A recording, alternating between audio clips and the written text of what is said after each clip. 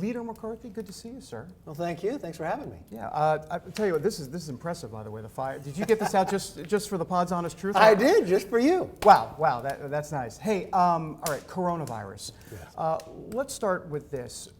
When it comes to Congress, has there been any discussion at all about shutting down temporarily Congress, or what are some of those discussions? We've like? had different discussions, the four leaders, and in with our medical professionals and the architect and others, just to walk through, do we have the procedures in place and the measurements to be able to know, but there's no need to shut down Congress right now. But what we do need to do, and what we have been doing, is what are our practices here, right? So we increased janitorial, we looking at the rails, doorknobs, elevator buttons too, making sure those are being wiped down a number of times a day.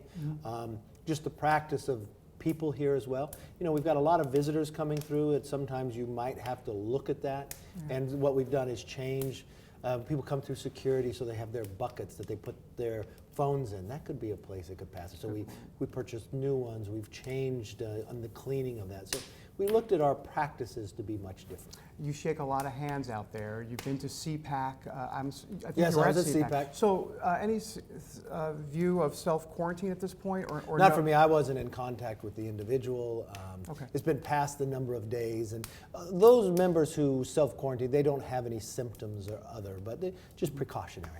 Tell me a little bit about this, what we're hearing, all this economic stimulus plan. And I know the White House has to kind of figure it out and send it up here, but what's the appetite for congressional House Republicans right now in terms of a payroll tax or something? Well, we have a very strong economy right now. We want to make sure we're able to maintain this.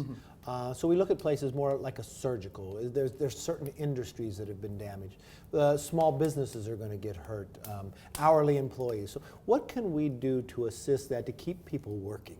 You know, you haven't had this type of unemployment more than 50 years. Payroll tax is something that we have looked at, right? Because you pay it, but also the employer pays it. Looking at what can we do there to make sure the employers continuing to hire people through this process. Is there some sort of open, how do I say this, are House Republicans open to a payroll tax? We're looking at different things like that, and we're just in the preliminary stages. Let's see what's best. We're talking to the economist and others. Mnuchin, the Secretary of Treasury, has spoken to Larry Kudlow as well, and they'll be coming down. They're going to the Senate today. I just got off the phone with the President talking about this. We want to make sure whatever we do is effective and is helpful. But we've watched before at times when Obama would just throw some big stimulus. You'd spend a lot of money, but wouldn't get the outcome. So we want to be smart about whatever we do. So you mentioned kind of a surgical strike stimulus package, if it was going to be any sort of package. Because there's certain industries that are being damaged, from the cruise line, from the airlines.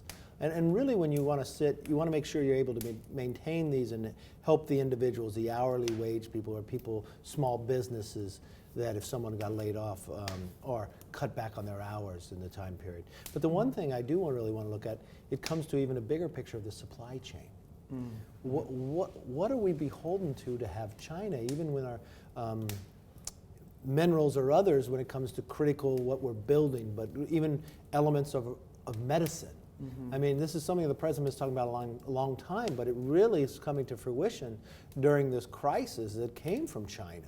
You know, if President Xi would have allowed what President Trump asked for, to let our scientists, our doctors, our researchers in at the very beginning in January, we probably could have contained this in China to not get it out to where it was. But their denial has made this spread quite further. Thankfully, the President shut those planes down from coming to America when he did. I know some people criticized him for it, but it was the right decision, and we are in a better position today because of it. Is it accurate to say that you don't really trust at this point the Chinese as to how this whole thing started and what's going on over there? Because Tom Cotton had said they want international inspectors into that lab in Wuhan.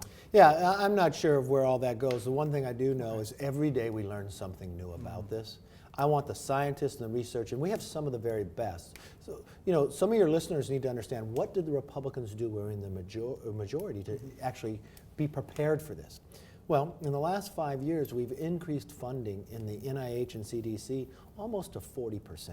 What Republicans did as well is we created the Infectious Disease Rapid Response Fund. We never even had that, but in 19 we created it, then we increased the funding by 70%. national stockpile we funded. So we could have the medicines and other things stockpiled. We didn't know this was going to come to fruition, but we wanted to be prepared, just as we have a FEMA before a hurricane.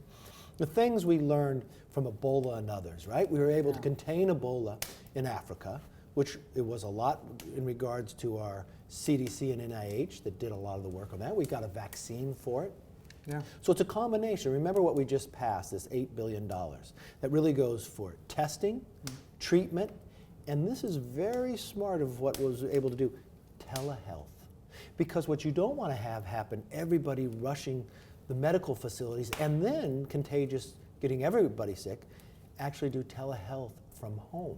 So if you have to be contained, you're there before you're making other people sick and others, and it's a better management, and even from rural areas of America, it's even a better healthcare system provided. Interesting. The divisive politics nowadays, everything's divisive. Even the coronavirus. I mean, they want it should not be. But have you seen that? It's been. You know what we did? You've even been criticized this Chinese coronavirus. They say why you calling know it that? I heard somebody criticize for that, but Yeah. if you wait for one moment, my daughter has Lyme disease. You know where that started? Lyme, Connecticut. Zika, it started from the river in Zika. You know, Ebola, West Nile virus. You know what is frustrating to me? Yeah. That the Chinese Communist Party is openly saying the CIA created this. They're not taking responsibility for where this happened. They're not taking responsibility for denying the researchers and the scientists from around the world to come in and help contain this. But no, now it's around the world and it's a pandemic. And you know what? I'm not going to apologize for calling it that. And I'm not going to apologize for standing up to the Chinese of what they did was wrong from the standpoint that they didn't let our scientists in, they didn't let our researchers in, they could have made the world safer. And for someone to come back and try to accuse us that, they are so wrong. And look, when I sit back and look at the politics being played, and that's exactly what that is, here we were working in a supplemental to get the funding. The Democrats control the majority. They did not finish it that week. They made us go home. And you know what they did? The Democrat Congressional Campaign Committee, Sherry Bustos, she went and ran 7 ads against 7 different Republicans. She made this political when that is not what this should be. Can't we, for one moment in time, put the American public before politics? They hold up the bill to attack us politically when we're sitting here trying to work and make sure that the funding is there. You know, when we had a crisis like this when President Obama was in and I was the majority leader, you never watched us do any of that. And you know, I think Congresswoman Bustos owes an apology to the American public. That she spent campaign money attacking Republicans, making this all political. That's not the place to be. Someone needs to ask her that question. I wonder if that starts at the top as it relates to Speaker Pelosi and what that whole strategy was. Did she direct her to do that? Did they hold the bill up simply to run ads? That's what's wrong. What's the relationship like with Speaker Pelosi? I want to kind of set the record straight because there's a lot of venom on all sides. But what do you have any sort? What's the relationship exactly? You know, there are things we agree upon. There's a lot of things we disagree upon. But I will tell you, and I want all the American public to know, we're doing everything we can as a government to make sure we contain this and provide treatment and others. We met as all 4 leaders. That would regard McConnell, Schumer, Pelosi, and myself. And we met with the experts, and we talk on a regular basis, especially when it comes to coronavirus and the management of government itself. And that has been very productive, and there has not been politics involved when we deal with that. But yeah, there are things we disagree with greatly. There are opinions that we have strong on other sides, but I do not think at any time that should come into play when we're dealing with this. A couple other topics, and then we're done. The FISA court. A lot of Republicans, as you know, and conservatives say, hey, look, we got to scale it back. We got to do something different. I know the Attorney General was up here recently. What can you tell us about those meetings and specifically about any potential legislation moving forward, if not from a minority standpoint, if you get the majority as to what you might do with the FISA court? Well, we have one that's coming up right now. It could expire by the end of this week. We've worked closely with the Democrats, the Republicans, and we work closely with the Attorney General and the administration because we have watched the misuse of it by a few individuals. Especially when it came to Americans or used politically in that basis. We want to make sure really when it comes to Title I, that there are reforms there, that American citizens are protected. But we also want to make sure it's able to be used to keep Americans safe as well, because we know around the world those who want to do us harm. I believe we are very close to succeeding in those two goals. And I was just on the phone talking to the Majority Leader's office.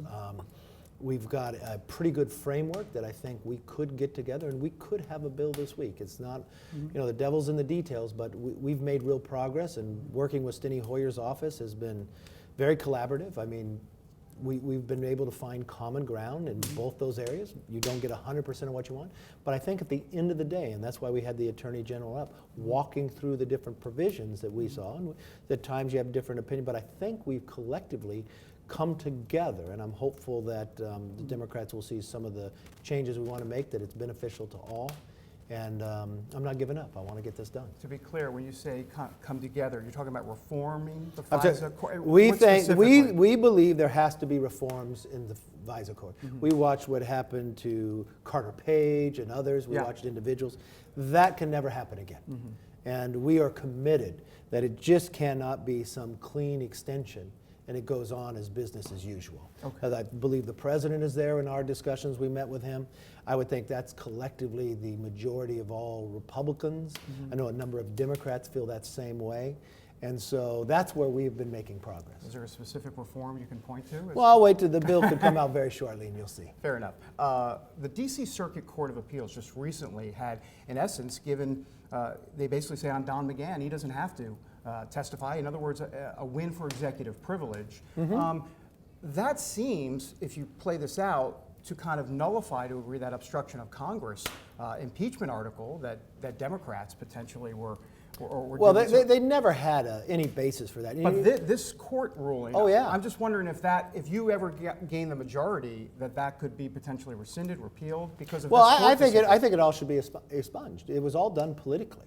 I mean, even Jonathan Turley, who is a legal scholar and respected on all sides, I would say probably one of the tops, is not a Republican. He's a Democrat. Did not vote for President Trump.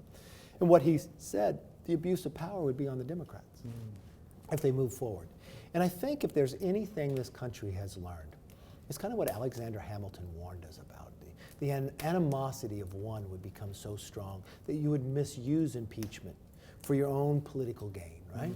And that's what we watch. We have watched a majority get wasted. You know what's sad? You were talking about the coronavirus earlier. Right. This administration has been on this topic from the very beginning, back in December. In January, then Chief of Staff Mick Mulvaney and others came from the White House down to brief a lot of members here, but you never heard about it in the press. Why? Because they were impeaching the president at the time. The preparedness, you have the Adam Schiff of the Intel Committee. We've got Iran, we've got all the other things. Have they had the hearings in regards to that? No, they were focusing on impeachment, so it's not in their jurisdiction. We watched when we were dealing with going after opioids and others. Did we have the hearings in judiciary? No, because they were dealing with impeachment time and time again. But you know the one place they did not investigate? Hunter Biden.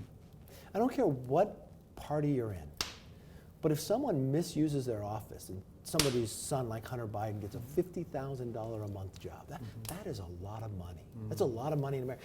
People don't make that an entire year into a place that he had no expertise, he had no knowledge, and your father was investigating when your father was named to be the envoy to that country, and then withholds the money that was withholds money to get somebody fired who's investigating the company that you were hired. That company probably thought that was well-spent money to hire Hunter Biden. And then when Hunter Biden gets asked the question, he pretty much says he was hired because of his political basis. No one supports that. But of all the time, of all they spent investigating all the time, they wouldn't investigate that. It really shows that that's just partisanship. As we wrap up, the House majority, I say the majority, what you want it to be, the GOP House majority, what does the map look like? How do you get into a majority in the fall? What needs to happen, and how confident are you that will happen? Well, we only need 18 seats. If you asked me that last year, it'd be 19. But you know what? Jeff Van Drew re-registered. This was a Democrat member of Congress. You know the last time a Democrat who was registered from the majority and went to the minority was in 2010. You know what happened in 2010, later in that year? We took the majority. I've read about that. We only need 18 seats. We've got 30 Democrats who sit in seats that President Trump carried. President will carry all those seats again and more. We've got a really good opportunity to win the majority. But the one thing I want to take to all your viewers is that this will not be wasted. We will keep our promise. We'll put America first. We will not use it for political gain, but we'll use it to make the next century America's century. And my last question for you, Mark Meadows, you know him well. Yeah, congratulations. I was just talking to him. How's he doing? He's in quarantine. He's doing well. He can still work while he's sitting there because he's still got the phone, so we're still talking a lot of times. He's going to do well, and I want to thank Mick for his service. You think from OMB, all the different agencies that he took care of, and the chief of staff, and now he's going to be the envoy to Ireland. If you know Mick, this is probably the job he always wanted. Not that you have to give Mark Meadows any advice, but what is the key? You know President Trump well. What is the key to working with this president? What's not that you would give him advice, but what should we know? He knows the president well, and this president, I mean, this guy never sleeps. So you better get all the sleep you need before you go to work for him. Be prepared, because this president is smart. He could sit back, but he'll know all the different topics, have the information prepared, and be ready to act, because this president's serious when he's talking about draining the swamp, and he's going to work as hard as he can. And I think get prepared, because work needs to get done, and this president won't slow down for you. Kevin McCarthy, great to see you again. Great fireside chat. Oh, thank you very much. If I can shake your hand. All right, I got Perel on the desk. I'll be going there next. Thanks. Thanks.